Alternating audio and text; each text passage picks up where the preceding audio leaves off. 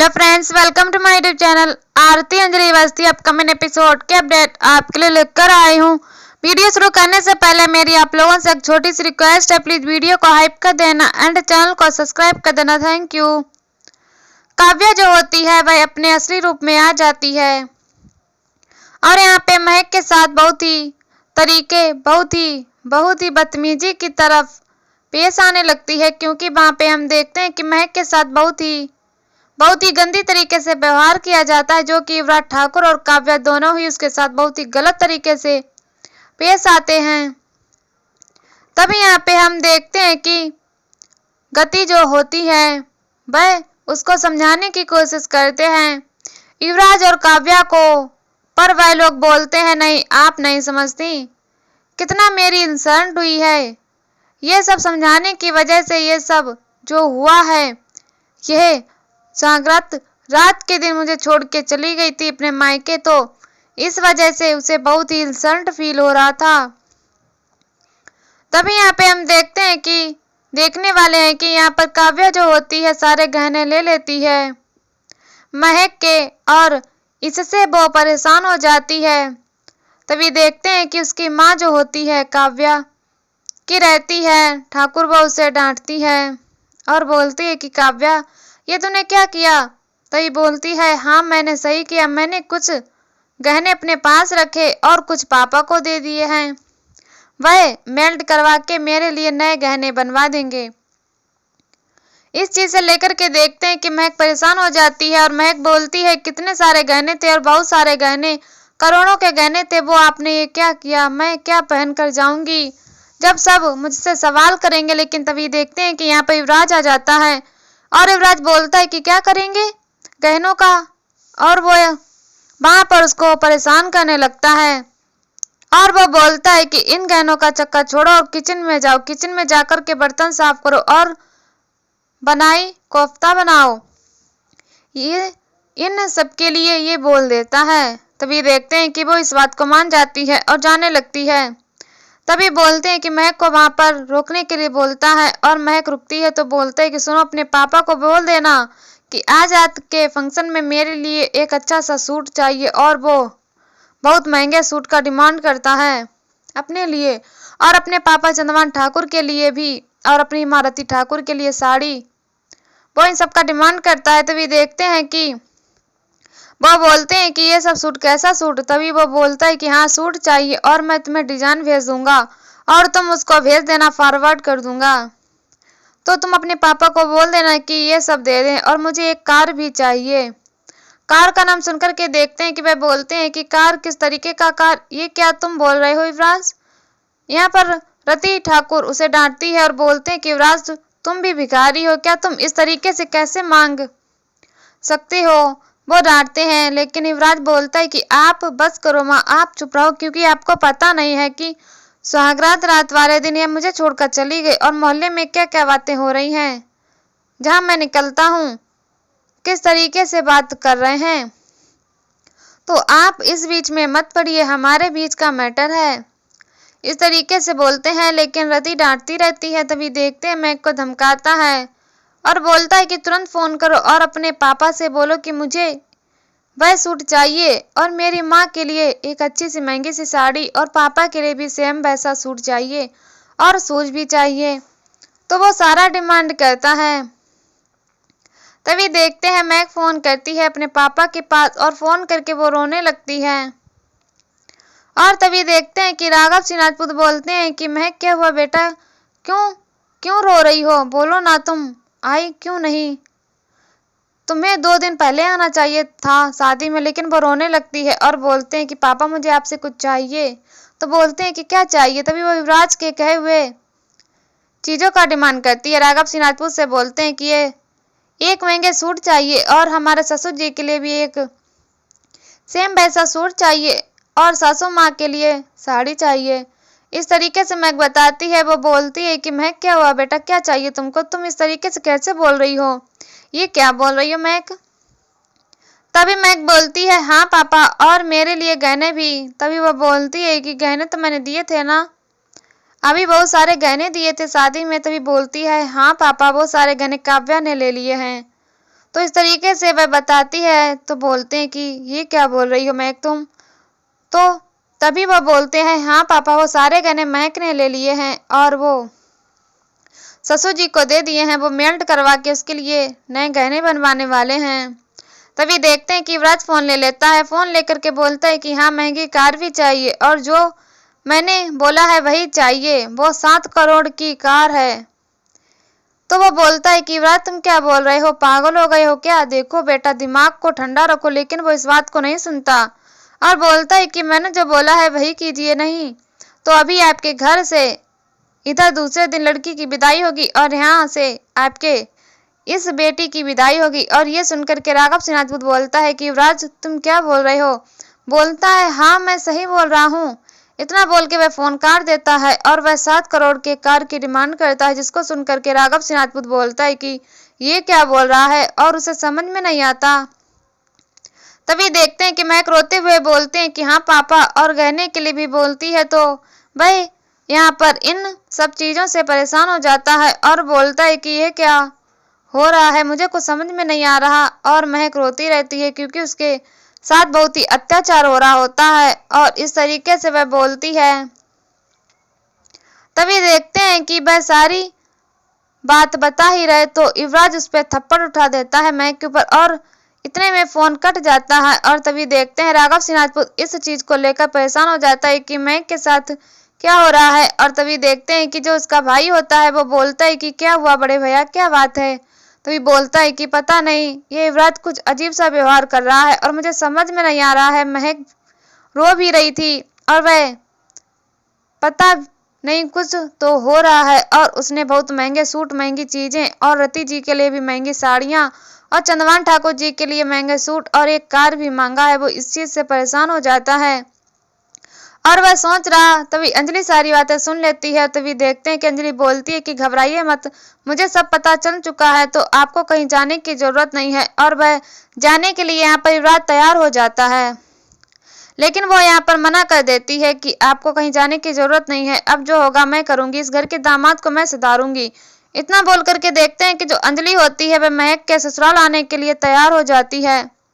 इधर दूसरी तरफ देखते हैं कि महक को युवराज और उसकी बहन काव्या जो होते हैं दोनों धमकाते हैं और बोलते हैं कि कब तक आ जाएगी। इन सब चीजों का डिमांड उन लोग करते रहते हैं कि कब तक आएगी, लेकिन रति मना करती है कि तुम लोग ऐसा नहीं हो,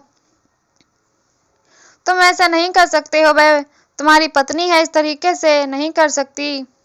लेकिन बोलता है कि माँ आप नहीं जानती कि किस तरीके से मेरे साथ क्या क्या हुआ है और मोहल्ले से मैं निकलता हूँ तो मेरी कितनी बेइज्जती होती है, किस मेरे मर्दांगी पे सवाल उठता है। ये सब बोलते हैं। यहाँ पर देखते हैं कि महक के पास एक कॉल आता है। तभी उसमें पता चलता है कि एक कार आई है और ये सुनकर के बोलती है कि ठीक है, गाड़ी आ गई, बाकी सामान आ गया। और ये सब सुनकर के काव्या बहुत खुश हो जाती है और बोलती है कि हाँ मैंने ये सब सुन लिया है। और वह युवराज को बुलाती है, भाई भाई चलिए आ गया है सामान। रति मना करती है कि ये सब तुम लोग क्या कर रहे हो, तुम लोग गरीब हो क्या, भिखारी हो क्या, इस तरीके से कर रहे हो। लेकिन वह मना करता है और देखते हैं कि वह जाता है। तभी देखते हैं महक को लेकर के उसकी सास जो होती है रति, वो बोलती है कि महक बेटा चलो हमें भी देखना चाहिए क्या है। तभी वह दोनों आते हैं और बोलती है कि कोई गाड़ी नहीं आई है। महक को पूछती है काव्या कि यहाँ तो कोई गाड़ी नहीं दिख रही। तो महक बोलती है कि यही तो था। तभी देखती है कि अंजलि आ जाती है और बोलती है कि आ गई है गाड़ी, और एक पुराना सा स्कूटी लेकर के वो गई होती है। तभी उसे देख के बोलती है कि गाड़ी, तो अंजलि बोलती है कि हाँ ये गाड़ी रही ना। तो ये बोलती है कि एडवोकेट अंजलि अवस्थी, युवराज ऐसे बोलता है। तो अंजलि बोलती है कि नहीं, एडवोकेट अंजलि अवस्थी आज यहाँ नहीं आई, आज यहाँ महक की भाभी आई है। तो इस तरीके से वो स्कूटी दिखाती है और बोलती है कि ये रही आपकी गाड़ी। और वह कुछ कपड़े लेकर गई होती है जो कि युवराज के लिए होती है, साफ सफाई के कपड़े। तो वह युवराज को वह कपड़े देती है और काव्या के लिए एक सेफ वाले कपड़े लेकर गई होती है। तभी देखते हैं कि वह युवराज को देती है और बोलती है कि युवराज ये तुम्हारे लिए है। तो बोलते हैं कि क्या बकवास कर रही हो। तभी बोलती है बकवास नहीं कर रही हूँ, ये तुम्हारे लिए है, इसको पहन करके तुम साफ सफाई करोगे। और यहाँ पर देखते हैं कि वो काव्या को भी वो कपड़े देती है और बोलती है कि इसको लेकर के काव्या तुम्हारे लिए भी लेकर आई हूँ, ये पहन करके तुम खाना बनाओगी और बर्तन भी साफ सफाई करोगी, ये सब करोगी। लेकिन तभी देखते हैं कि युवराज फिर से बोलने लगता है। तो यहाँ पर अंजलि अपने पति का बेल्ट, अमन का बेल्ट निकालती है और बोलती है कि ये देखो, ये मेरे पति की बहुत पुरानी बेल्ट है भले ही, लेकिन ये चलती बहुत तेज है। तो बोलती है कि क्या करेगी तू, क्या करेगी। तभी वे बोलती है कि मैं कुछ नया नहीं करूंगी, और इतने में देखते हैं कि वह मारने लगती है। यहाँ पर युवराज को बेल्ट से पीटती है और तभी महक जो होती है वो रोकने की कोशिश करती है और वो आ जाती है और बोलती है कि अंजलि भाभी रुको। लेकिन यहाँ पर रति ठाकुर जो होती है उसका हाथ पकड़ लेती है और बोलती है कि नहीं, उसे मत रोको, यही देवी का रूप है वो, उसे मत रोको, क्योंकि तुम हमारे घर की लक्ष्मी और तुम पर अत्याचार हो रहा था। तो भले ही युवराज मेरा बेटा, लेकिन इस समय वह गलत कर रहा है तो उसे सजा मिलनी चाहिए। और यहाँ पर देखते हैं कि अंजलि जो होती है वो बेल्ट से बहुत मारती है युवराज को और युवराज को सुधार देती है। और तभी देखते हैं कि युवराज को बोलती है कि पैसे देती है और बोलती है कि ये लो कुछ पैसे और तुम यहाँ से अभी जाओगे मार्केट और मार्केट जाकर के सब्जी लेकर के आओगे।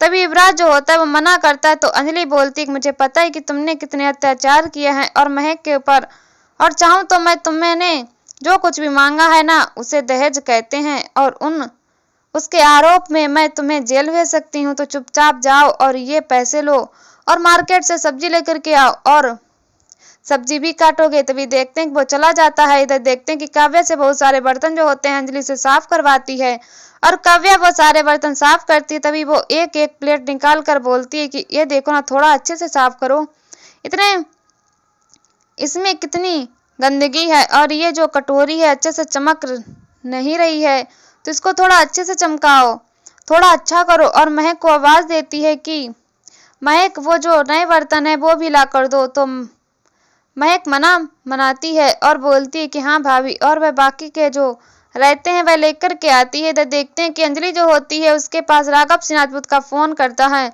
और राघव सिंह राजपूत फोन करके बोलता है कि क्या हुआ। तो बोलते हैं कि टेंशन मत लीजिए, आपके घर के दामाद को मैंने एकदम से सही सीधा कर दिया है, एकदम सही हो चुके हैं और अभी वह मार्केट गए हैं सब्जी लाने के लिए, और सब्जी लाके सब्जी भी काटेंगे और आपकी बेटी की सेवा भी करेंगे। इधर देखते हैं कि काव्या को वो सारे काम बताती है और एक एक करके काम करवाती है और बोलती है कि ये सब काम करने के बाद खाना भी बना देना। इधर ही देखते हैं कि युवराज आ जाता है और सब्जी लेकर के और बोलता है कि हाँ माँ, मैंने सब्जी ले लिया है। तो बोलते हैं कि वह दामाद जी सुधर गए हैं और वो युवराज को सब्जी काटने के लिए बोलती है। यहाँ पर युवराज सब्जी काटते हैं। रति ठाकुर इस बात से खुश होती है और हंस भी रही होती है। तभी देखते हैं कि वो सारी सब्जी भी कटवाती है। तो यहाँ पर काव्या जो होती है वो बर्तन धो रही होती है। तो काव्या को और सारे काम के लिए अंजलि बोलती है। तभी देखते हैं कि यहाँ पर महक को नहाने के लिए अंजलि पूछती है कि महक अभी तो तुमने नहाया नहीं है ना, तुम नहाओगी ना। तो बोलती है हाँ भाभी। तो बोलते हैं कि मैं नहाऊंगी कैसे, गीजर तो खराब है। तो यहाँ पर काव्या बोलती है कि गीजर कैसे खराब हो सकता है। तो अंजलि बोलती है कि क्यों नहीं, गीजर क्यों नहीं खराब होगा, जैसे सब कुछ खराब होना चाहिए मैंने उसे खराब कर दिया है। और वो उसको निकाल देती है और बोलती है कि अब तुम पानी गर्म करोगी। तो बोलती है कि पानी, तो यहाँ पर अंजलि बोलती है हाँ तुम ही पानी गर्म करोगी। और देखते हैं कि वो जाती है और किचन में उसे पानी गर्म करने के लिए वो बोलती है। और यहाँ पर देखते हैं कि सब्जी काट कर युवराज वहां से निकल गया होता है।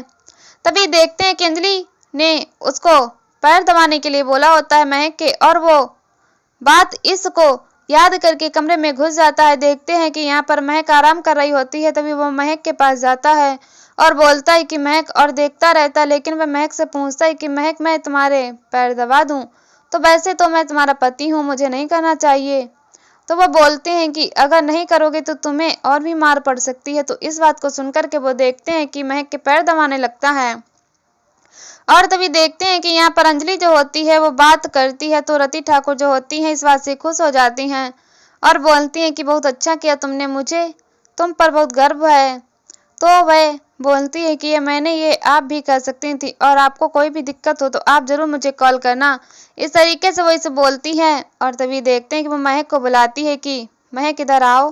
तो थोड़ा तो महक आती है। तो यहाँ पर वो बोलती है कि देखो ना पानी गर्म की है काव्या, तो इसमें चेक करो कि पानी ठंडा है कि गर्म है, मुझे ठीक नहीं लग रहा। तो वो बोलते ही है कि अगर काव्या ने किया होगा तो ठीक ही होगा। तो वो बोलती है कि नहीं नहीं मुझे डाउट लग रहा है थोड़ा, देखो। तो यहाँ काव्या बोलती है कि मैंने बहुत अच्छे से गर्म किया है, मैंने किया है। लेकिन वो बोलती है कि अच्छा किया है तुमने। तो बोलती है यहाँ तभी देखते हैं कि अंजलि जो महक के हाथ होते हैं उसको पानी में डाल देती है, जो कि गर्म पानी होता है, उसका हाथ जल जाता है। तो यहाँ पर रति बोलती है कि ऐसा मत करो, वो मेरी बेटी है। तभी वो यहाँ पर अंजलि जो होती है वो बोलती है कि ये भी महक भी तो किसी की बेटी थी, इसका भी हाथ तो इसने जलाया था ना। तो इस तरीके से बोलती है। तभी देखते हैं कि वो इस बात को बोलती है तो रति जो होती है वह बिल्कुल भी जवाब नहीं देती है और यहाँ पर वह जाने के लिए बोलती है और युवराज को भी समझाती है कि अगर महक को एक खरोच भी आए ना तो मैं तुम्हें अमन सिंह राजपूत के मर्डर के केस में जेल में भिजवा सकती हूँ, इसीलिए ध्यान रखना कि महक को एक भी खरोच नहीं आनी चाहिए। और इस तरीके से बोलती है और देखते हैं कि वह वहां से जाने लगती है। तभी रति ठाकुर जो होती है वो ताली बजाती है अंजलि को देखकर और बोलती है कि तुम्हारे जैसी औरत हर घर में होनी चाहिए। तो वह बोलती है कि मेरे जैसी हर औरत कर सकती है और ये आप भी कर सकती हो, इस तरीके से बोलती है। और अंजलि यह भी बोलती है कि किसी भी कभी भी कोई भी जरूरत हो एनी कॉल मेरे पास कर सकते हो आप। और इतना बोल के देखिए वो चले जाते हैं। इधर देखते हैं राघव सिन्हा राजपूत जो होते हैं वो इस बात से बहुत ही परेशान होते हैं और वह अमन के पास आते हैं और अमन को देख के रोने लगते हैं। और यहाँ पर वो अमन को बहुत मिस कर रहे होते हैं। तभी बोलते हैं कि मैं भूल नहीं सकता तुम्हारी मौत को, मैं जानता हूँ कि ये जो भी है इन सबकी जिम्मेदार मैं अंजलि को मानता हूँ, क्योंकि अगर वह तुम्हारी जिंदगी में नहीं आई होती तो ये ब्लास्ट नहीं होता और तुम नहीं होते।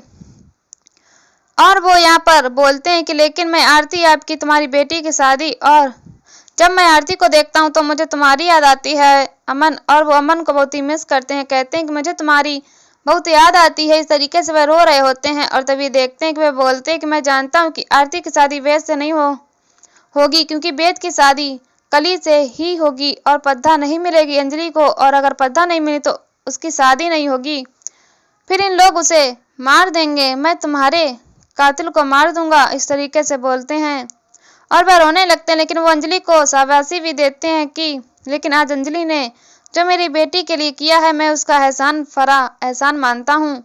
और इस तरीके से रोते हैं। तभी अंजलि आती है और बोलती है कि ये किस तरीके के आंसू हैं। एडवोकेट राघव सिंह राजपूत की आंखों में आंसू भी आते हैं। तो वह थैंक यू बोलते हैं, लेकिन वो यहाँ पर बोलती है कि आपकी बेटी के हम सुरक्षित हैं, पर अगर आपको थैंक यू बोलना है तो जिस दिन आप मुझे अपनी बहन की तरह माना तो उस दिन बोलना। और यहीं पर एपिसोड खत्म हो जाता है। ऐसे वीडियो देखने के लिए हमारे चैनल को सब्सक्राइब करें, वीडियो को हाइप करें और हमें कमेंट में बताओ वीडियो कैसे लगे। तब तक के लिए बाय बाय।